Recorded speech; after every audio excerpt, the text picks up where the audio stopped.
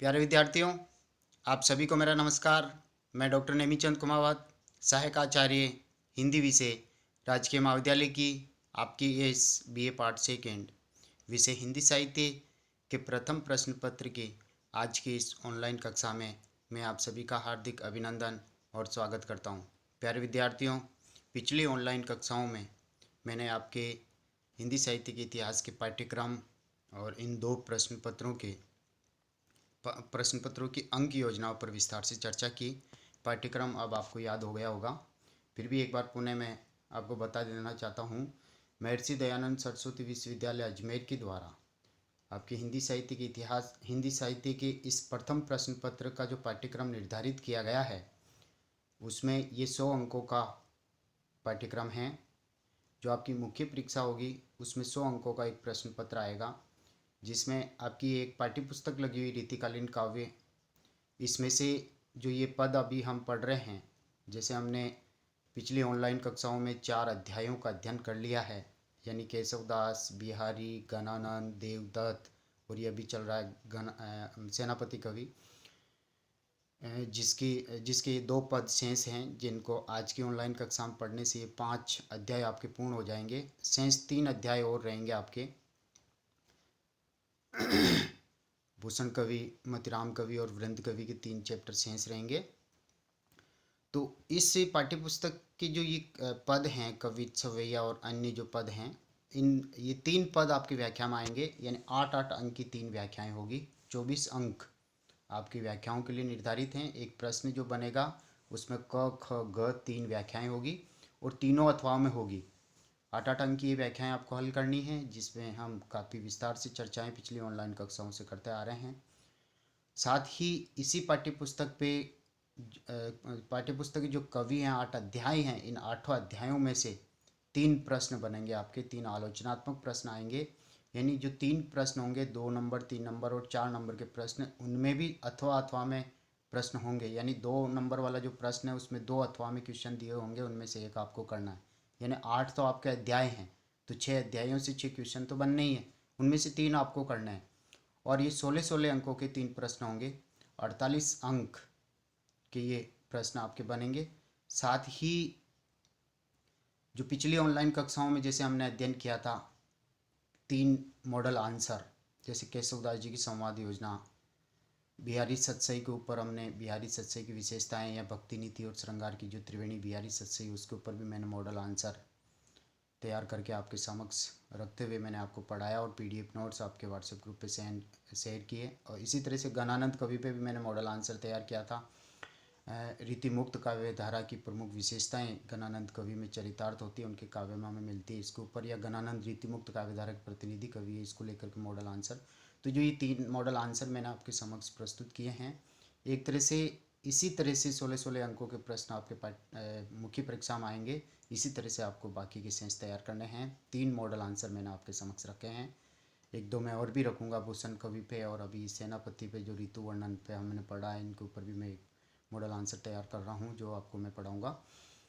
प्यारे विद्यार्थियों, एक 16 अंकों का जो प्रश्न आएगा वो रीतिकालीन सिद्धांत पर होगा। जैसे रीति का तात्पर्य, रीति का तात्पर्य से, यानी रीतियाँ 3 प्रकार की होती है, वैदर्भी, गौड़ी और पांचाली, जिसको मैंने पिछली ऑनलाइन कक्षा में पढ़ा। एक प्रश्न उस पर केंद्रित होगा। और साथ ही अथवा में होगा तो नायक नायिका भेद से संबंधित होगा, रीतिबद्ध, रीतिसिद्ध और रीति मुक्त काव्य धाराओं से संबंधित हो सकता है। और 2 संप्रदाय आपके, रस संप्रदाय और अलंकार संप्रदाय, जैसे रस के प्रमुख अवयव, रस निष्पत्ति पर मैंने पिछली ऑनलाइन कक्षाओं में काफ़ी विस्तार से पढ़ाया। तो ये 16 अंकों का पाठ्यक्रम भी हमने पूर्ण कर लिया। साथ ही 12 अंकों का एक प्रश्न और बनेगा रीतिकालीन साहित्य के इतिहास पर। जैसे रीतिकाल की परिस्थितियों पर मैंने पिछली ऑनलाइन कक्षा में पढ़ाया, रीतिकाल के नामकरण और रीतिकाल की विविध प्रवृत्तियों पर, विशेषताओं पर मैंने पिछली ऑनलाइन कक्षाओं में मॉडल आंसर आपके समक्ष रखा, विस्तार से पढ़ाया। तो ये 12 अंकों का प्रश्न भी हम 12 अंकों के प्रश्न का जो पाठ्यक्रम है वो पढ़ चुके हैं। 16 अंकों का पाठ्यक्रम वो हम पढ़ चुके हैं। व्याख्याएं आपकी चल रही है और आलोचनात्मक प्रश्न आपके चल रहे हैं। और ये 6ठा अध्याय आज के इन दोनों पदों से ये समाप्त होगा। तो आइए हम आरंभ करते हैं। पिछली ऑनलाइन कक्षा में जिस तरह से हमने 6ठे श्रृंगार वर्णन से संबंधित पद पढ़े थे, 5वें 6ठे को, और आज हम 7वें और 8वें पद को यानी आपके क्रम के अनुसार 17वां और 18वां ये 2 पद हैं सेनापति कवि के, इनसे ये 6ठा अध्याय आपके पूर्ण होगा। तो आइए हम उसी क्रम को जारी रखते हुए आगे पढ़ते हैं। इसमें कवि ने एक तरह से श्रेष्ठ कर्म करने की ओर मनुष्य को प्रेरित किया है, उत्तम कर्म करने की ओर प्रेरित किया है, मन को उत्तम बनाए रखने की ओर प्रेरित किया है और ईश्वर की भक्ति की ओर अपने मन को मोड़ने की ओर संकेत दिया है। तो देखिए, निकी मति लहे, निकियन अच्छी, मतियन बुद्धि, लयन धारण कर। अर्थात हे मानव, तुम अच्छी बुद्धि धारण करो, बुरी बुद्धि का परित्याग कर दो। जो विकार ग्रस्त और माया मोह से जो ग्रस्त करती है, यदि ऐसी बुद्धि का तुम त्याग कर दो, तुम विवेकशील बनो, विवेकशील प्राणी बनो। रमनी की मति लहे मति।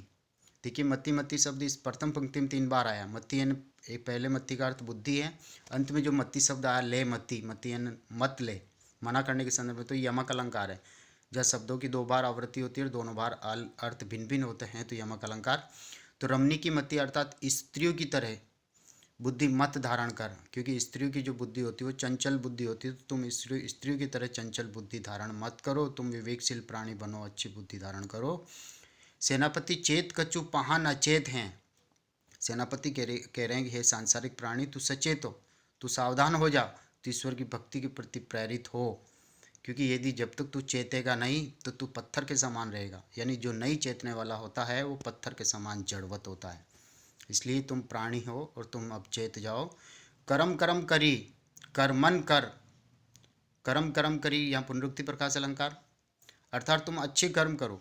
संसार में तुम्हारा एक मनुष्य योनि में जन्म हुआ तो तुम उत्तम कोटि के कर्म करो। कर्मन, कर्मन का तात्पर्य कर्मणि बनो, कर्म वीर बनो, उत्तम कोटि के कर्म करो और अपनी पहचान बनाओ।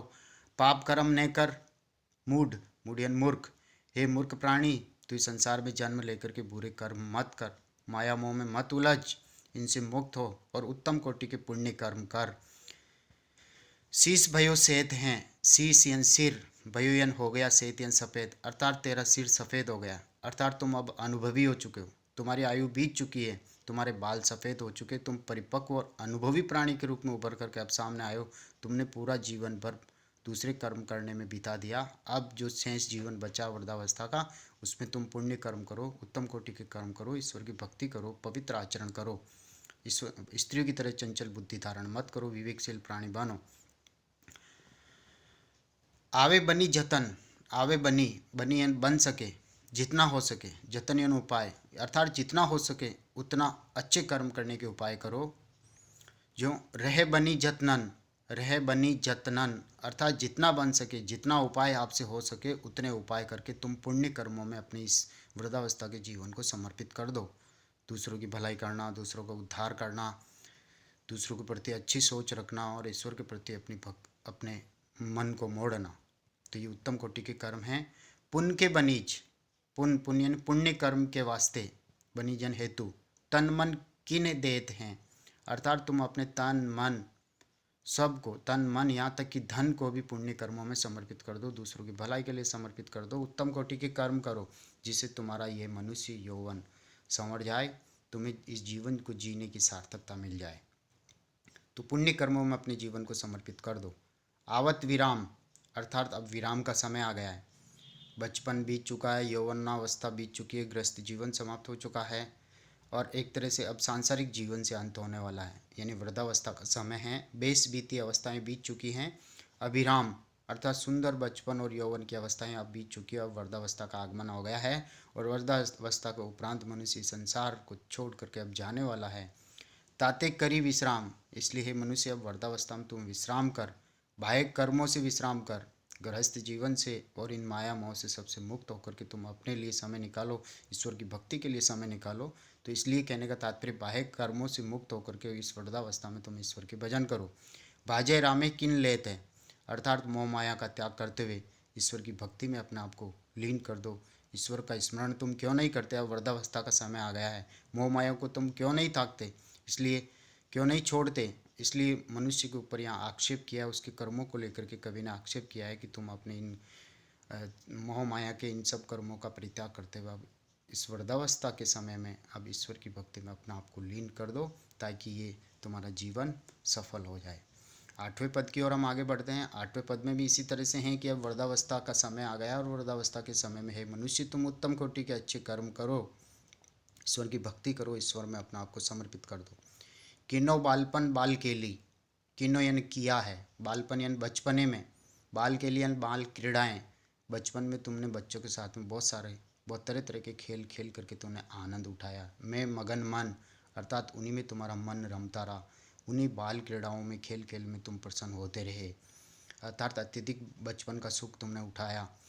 लीनो लीनो क्या नाम, तम नामे तपनी के रस तीर को, लीनो यानी लिया है, तम नामे का तात्पर्य तम, तम नामे यानी जवानी में, अर्थात तुमने युवावस्था में तपनी के रस, तपनी यानी स्त्री रस, यानी गृहस्थ जीवन का भी पूरा आनंद तुमने ले लिया है। बचपन तुमने खेल क्रीड़ा में बिता दिया और यौवनावस्था तुमने जवानी में स्त्री सुख में, कामिनी के सुख का पूरी तरह से भरपूर आनंद लेते हुए तुमने बिता दिया, यानी स्त्री सुख का तुमने भोग किया, गृहस्थ जीवन का तुमने आनंद लिया।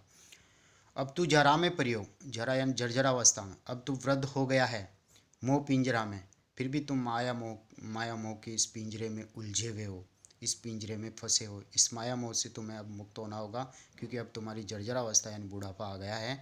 सेनापति भजू राम में जो हरया दुख पीर को, सेनापति कह रहे कि तुम अब इस वृद्धावस्था में प्रभु का भजन करो, भजू राम में अर्थात प्रभु राम के भजन करो, क्योंकि वही एक प्रभु जो है तुम्हारे इन सांसारिक पीड़ाओं का, कष्टों का हरण करने वाला है, वही उद्धारक है, वही उद्धार करेगा, वही तुम्हारा भला करेगा, तुम्हारे सारे दुखों का हरण कर लेगा जब तुम ईश्वर की भक्ति करोगे तब। चितई चिताऊ, अर्थात हे मनुष्य तू अब मन से चेत जा, तुम अपने हृदय से चिंतन मनन कर, विचार कर। भूली काऊं न सताऊं, तुम भूल करके भी किसी को मत सताना, भूल करके भी काऊं यानी किसी को न सताऊं यानी मत सताना, अर्थात किसी दुखी को और दुखी मत करना, किसी पीड़ित को और पीड़ित मत करना, उनके केवल दुखों का तू हरण कर, चिंतन मनन कर। तूने लोगों को बहुत सताया है, बहुत दुख दिया, बहुत कष्ट दिया, अब तेरी वृद्धावस्था आ गई है और इस वृद्धावस्था में तुम्हें अब ईश्वर की भक्ति की ओर अपने मन को मोड़ देना चाहिए। आउ लाहे कैसो ताउन बचाऊ दे शरीर को, आउ लाहे यानी जितना भी तेरे से संभव हो सके, कैसो ताउन, कैसो यानी कैसे भी हो सके, ताउन बचाओ, ताउन यानी उनसे बचा, दे शरीर को, अर्थात उन बीमारियों से अपने शरीर को बचा, और बीमारियां हैं लोभ माया तृष्णा, इन सभी विकारों से अपने शरीर को, इन विकार रूपी इन बीमारियों से अपने शरीर को बचा, ताकि वृद्धावस्था में तू जीवित रह करके ईश्वर की भक्ति की ओर अपना अधिक समय दे सके।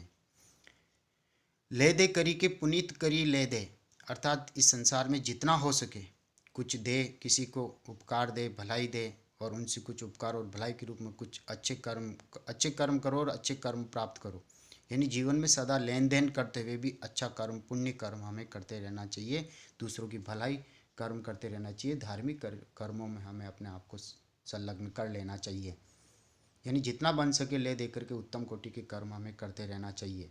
जीभे अवलय यानी जीभ यानी जीवा से, अवलय यानी चाटना चाहिए, ये सुदसरी नीर को, सुदसरी यानी गंगा नदी के इस पावन जल को जीवा से आस्वाद लेना चाहिए, यानी गंगा जल का आचमन हमें करना चाहिए, क्योंकि गंगा जल का आचमन करने से इन सांसारिक पापों से हमें मुक्ति मिल जाएगी, हमारा मन आचरण पवित्र हो जाएगा, और पवित्र आचरण करते हुए फिर ईश्वर की भक्ति की ओर अपने इस शेष जीवन को मोड़ दो, ताकि तुम्हारा जीवन सफल हो जाए। तो प्यारे विद्यार्थियों, इन नीति वर्णन से संबंधित हमने अभी इन 7वें और 8वें पद यानी सेनापति कवि की जो संकलित 18 पद है उसमें से अंतिम 17वें और 18वें पदों का, इन दोनों कविताओं का हमने अभी अध्ययन कर लिया है, और आज की इस ऑनलाइन कक्षा से ये 6 अध्याय आपके पूर्ण हो गए हैं। अब शेष नहीं सॉरी 5 अध्याय पूर्ण हो गए हैं, अब 6वां 7वां और 8वां 3 अध्याय शेष हैं। एक तरह से हमने 70-80% हमने कोर्स कर लिया है इस प्रथम प्रश्न पत्र का।